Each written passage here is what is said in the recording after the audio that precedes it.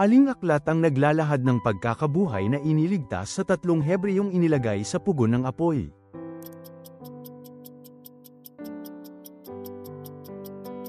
Daniel.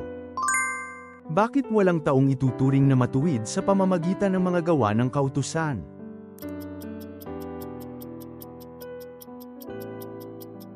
Sapagkat sa pamamagitan ng kautusan nakikilala ang kasalanan.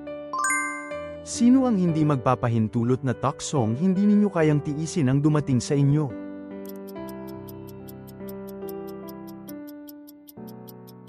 Ang Diyos.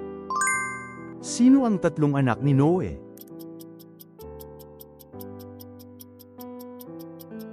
Sem, Ham, at Japhet.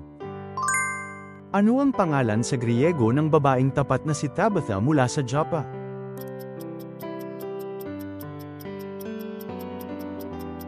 Dorcas. Sino ang mataas na saserdote na nagpadala ng mga sundalo upang hulihin si Jesus?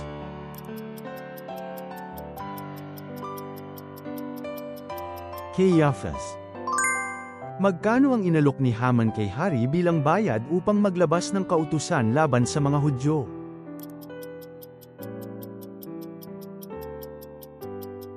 ₱10,000 talento ng pilak.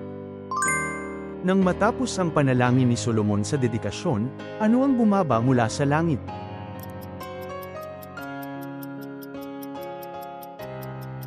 Apoy mula sa langit na sinunog ang handog. Magkano ang gintong kinita ni Solomon bawat taon?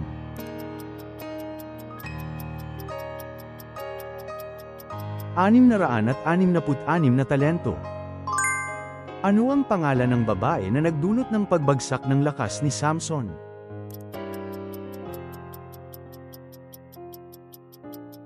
Delilah. Anong kasamaan ang ginawa ni Zedekias laban sa Diyos?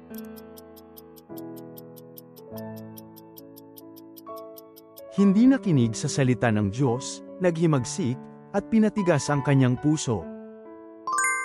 Ilang taon ang idinagdag ng Diyos sa buhay ni Hezekias nang siya'y nagkasakit?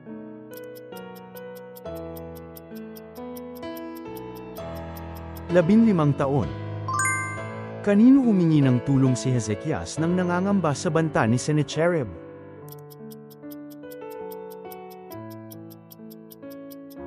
Sa propeta Isaias. Ano ang itinapon ni Eliseo sa tubig upang lumutang ang bakal na palakol?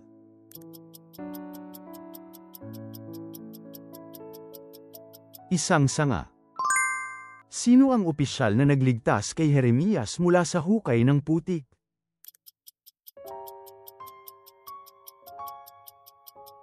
Ebed-Melech. Anong uri ng mga tao ang ginawang mga pari ni Jeroboam?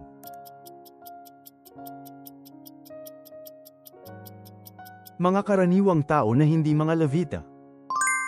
Sino ang unang nilikha ng Diyos?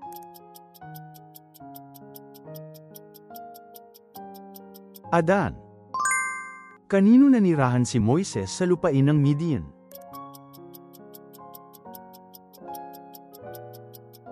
Jethro. Saan tumakas si Jonas nang ayaw niyang pumunta sa bayang ipinadala ng Diyos?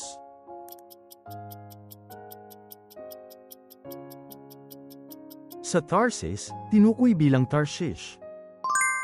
Ayon sa Juan Kapitulo 1 versikulo 42, anong Aramaikong pangalan ang binigay ni Jesus kay Simon na nangangahulugang bato?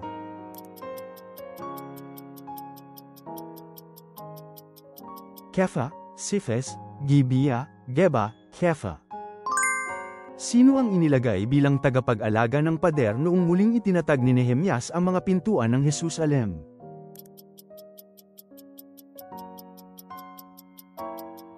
Mga Levita.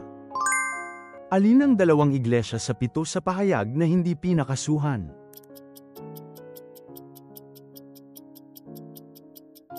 Smyrna at Philadelphia.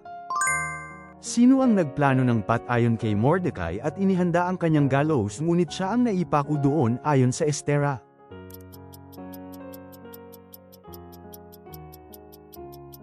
Haman. Sino ang propetang nagparatang kay Haring David dahil sa kanyang kasalanan kay Bathsheba?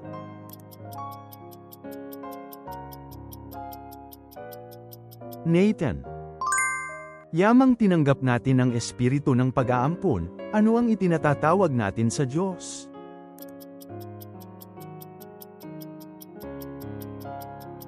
Ama, Ama, Aba, Ama. Ano ang ginawa ni Jeroboam upang hadlangan ang mga taong pupunta sa Jerusalem upang maghandog ng pag-aalay?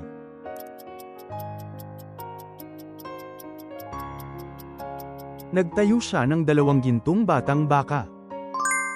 Alin sa mga nahulaan ni Jose sa bilangguan ang hinatulan at pinatay?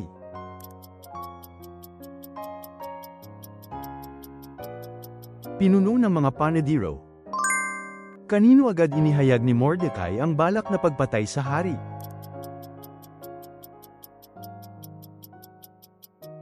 Reyna Estera.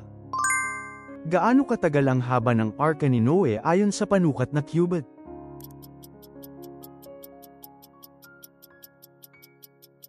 Tatlundaang cubit. Ano ang ibig sabihin ng sinabi ni Jesus sa krus na naganap na, "It is finished"?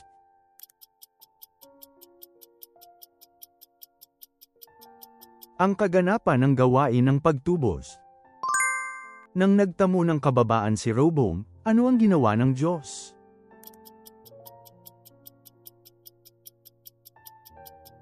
Pinahinto ng Diyos ang kanyang puot at hindi pinuksa ang Juda. Ano ang pangalan ng centurion na naninirahan sa Caesarea at namumuno sa hukbo ng Ithorian at ng mga taga-Phoenicia?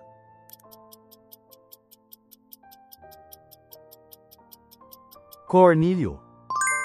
Ano ang pangalan ng pinuno ng sinagoga na hinampes at pinalayas matapos tumanggi si Galyo na dumalo sa kaso?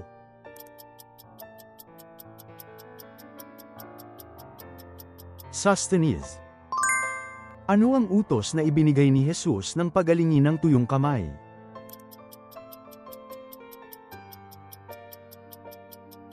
Iunat mo ang iyong kamay. Anong katungkulan ng hawak ng taong bumili kay Jose nang ibenta siyang alipin?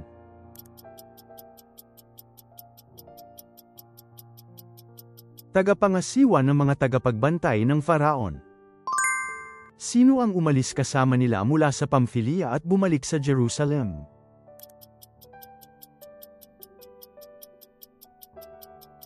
Si Juan Marcos. Pagkatapos turuan ni Jehoshaphat ang bayan ng kautusan, ano ang nangyari sa mga karatig bansa?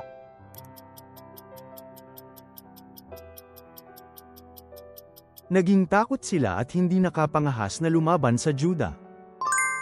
Gaano katagal naging matatag at makapangyarihan ang kaharian ni Rehoboam?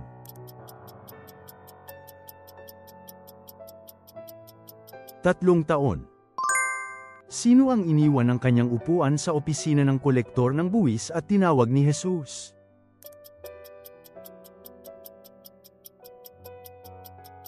Levi, si Mateo na taga-kolekta ng buwis. Ano ang pangalan ng babaeng taga-Jerusalem na iniligtas ni Josue sa huling labanan?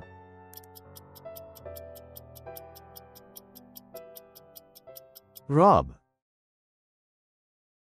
Salamat sa panunood.